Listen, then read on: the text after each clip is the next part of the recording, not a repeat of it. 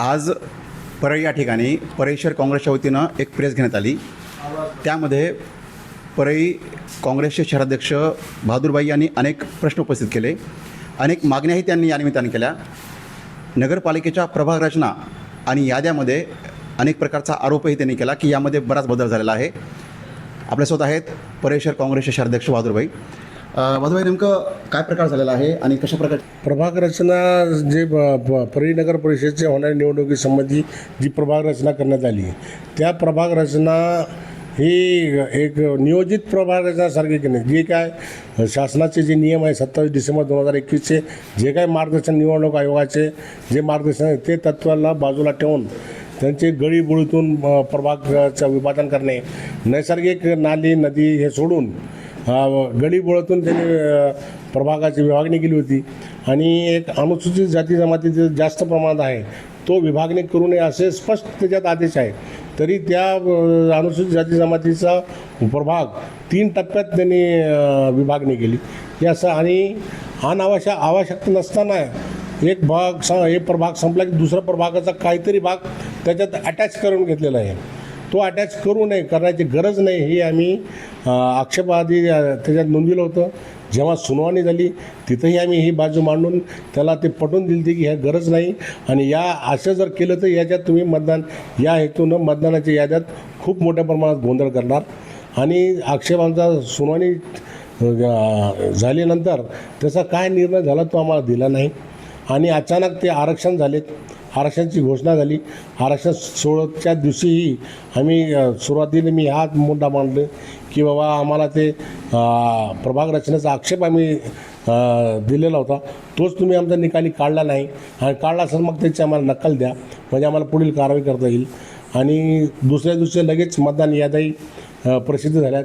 मतदान याद्या घेऊन आम्ही त्याची काल 24 तासात आम्ही बसून त्याची पाहणी केली असता मतदानमध्ये एवढं कोण केले की जे सत्तेत असलेला नगरसेवक त्याच्या विरोधात जो काय गट असेल, जो काही मोठमोठे काय त्याच्यातले 100-50 मतदान त्यांनी जाणून बुजून दुसऱ्या प्रभागात टाकली. जर त्याला हलायचं ना, हां ठीक आहे, बॉर्डरचे जे मतदान आहे ते इकडं तिकडं होऊ शकतात. जिथून प्रभाग विभाजन होतो तिथले प्रभाग यादी इकडं तिकडं जाऊ शकते. पण सेंटरमधले मतदान त्याने हलवण्याचा प्रयत्न करून म्हणजे एवढे बोगसगिरी करून त्यांना एक 100 ते 200 मतदानाची सहजासहजी ज्यांचा जो काही आता जे सत्तेवर आहेत त्यांचा जो काही उमेदवार आहेत त्याला सहजासहजी लीड मिळावी या हेतून हे प्रभागाचे रचना करण्यात. आणि विशेष म्हणजे असं झालं आहे की प्रभाग 1 याला 3000 मतदान आहेत, 3048 मतदान. प्रभाग 2 याला 1685 मतदान आहे फक्त. आणि प्रभाग 10ला 5556. तर प्रभाग 1ला 2 उमेदवार आहेत, प्रभाग 2ला 2 उमेदवार दिलेत. 1685 मतदारालाही 2 उमेदवार दिलेत. आणि 5553 मतदान आहेत त्याला 3 उमेदवार दिलेत. आणि एक मोठा 17 नंबरचा प्रभाग आहे त्याचा 8898 मतदान आहे, जवळपास 9000 मतदान आहेत. 9000ला 2 मतदान 2 दिले. म्हणजे हे कुठली विभागणी झाली? विभाजन प्रभागाचा विभाजन जो झाला, प्रभाग रचना जो झाली हे पूर्णतः चुकीची झाली. आणि जेव्हा चुकीची झाली तर मग त्याचे जे आरक्षण आहेत जे आम्ही अनुसूचित जाती जमाती विशेष आधी त्यांच्या संख्येनुसार आम्ही जे आरक्षण देतो ते पूर्ण चुकलं आहे. पद्धत ही चुकली, ती चुकली. आणि मतदान याद्यामध्ये त्याप्रमाणे जे घोळ आहे, मतदान याद्यामध्ये जर विधानसभेच्या निवडणुकीच्या मतदान याद्या पाहिल्या त्यात 82,615 मतदान आहेत. आणि आज जे हे प्रभागवाईज जे त्यांनी मतदान याद्या जिंकले गेले त्यांची बेरीज 82,505 आहे. म्हणजे 14 महिन्यात मतदान एकही वाढलं नाही. मतदान वाढायला पाहिजे तर मतदान कमी झालेलं आहे. मतदान बरोबरच नाही, वाढायला पाहिजे ना. कारण की लोकसभेच्या निवडणुकीपासून ते विधानसभा निवडणूक किती लाखो मतदान वाढलं. म्हणजे ज्या प्रकारे आरोप करण्यात येत होता विरोधकांच्या वतीनं लोकसभेला की अनेक मतदान वाढलं आणि अनेक विभागामध्ये ह्यांनी जाणून बुजून मतदान वाढवलं आहे, परंतु या नगरपालिकेमध्ये तशा प्रकारे वाढ न होता उलट कमी झालेले आहे. ना वाढणं होतं कमी झालेलं आहे, कारण की ते आमदाराचं होतं ना, त्यांना जिंकायचं होतं ना, म्हणून त्यांनी वाढ केली ती. आता हे कार्यकर्ताच निवडणुकांना, त्याच्यामुळे इथं वाढ करायची गरज नाही, त्याच्यामुळे हे इथं काही केलं नाही.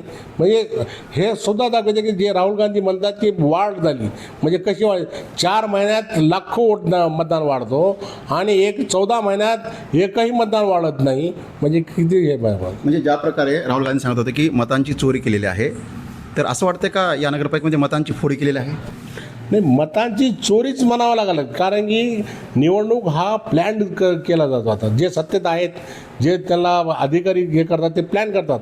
ती हे बेसिक प्लॅनिंग आहे. प्रभाग रचना म्हणजे त्यांची बेसिक प्लॅनिंग झाली, तिथून हा प्लॅनिंग सुरू होतं आहे. आम्ही कधी उतरतात निवडणुकीत, जेव्हा आमचं बिगुल वाजल, ज्या अधिसूचना जाहीर होईल तेव्हा आम्ही तेव्हा आम्हाला वाटतं की आपण आता लढा. पण हे बेसिक म्हणजे सत्ताधारी पक्ष हे बेसिक प्रभाग रचना कशी कसं फोडावं, किती जागा आपला उमेदवार कसा निवडावा, ही त्यांची बेसिक तयारी आहे. त्याच्यामुळे त्यांना असं मतदान चोरी नाही, हे पूर्ण इलेक्शनची प्रक्रिया चोरीचा मी असं खरं म्हणतो. म्हणजे आता ही आक्षेप घेण्याची प्रक्रिया पण आज संपलेली आहे. अनेक आक्षेप आणि अनेक आक्षेप नोंदवले, पण ही प्रक्रिया संपली आहे. आता यानंतर पुढची दिशा काय असेल मग? आक्षेप संपलेला आहे. मी ऑनलाईन ईमेलवर निवडणूक महाराष्ट्र निवडणूक आयोग, डिस्ट्रिक्ट कलेक्टर, जे जिल्हा निवडणूक आयोग आहे त्यांच्याकडे आम्ही ह्या तक्रार नोंदवली आहे. मग आता तिथून तिथे का निवडणूक प्रक्रिया सुरू झाली, मग ते हस्तक्षेप करतील नाही करतील, त्यामुळे आम्ही न्यायालयीन बाजू न्यायालयीनकडे दाद मागण्याचा आमचा विचार आहे. खरं म्हणजे आक्षेप नोंदवलेले आहेत, ईमेलद्वारेही त्यांनी तक्रार केली आहे. याउपरही काय नाही झालं तर न्यायालयीन लढाई लढण्याचाही त्यांचा मानस आहे. हे होते आपल्यासोबत काँग्रेसचे शहराध्यक्ष बहादूरभाई. पाहूयात पुढे काय होते आणखीन. कॅमेरामॅन अमोलसह अतुल्य महाराष्ट्र न्यूजसाठी नितीन ढाकणे, बीड, परळी.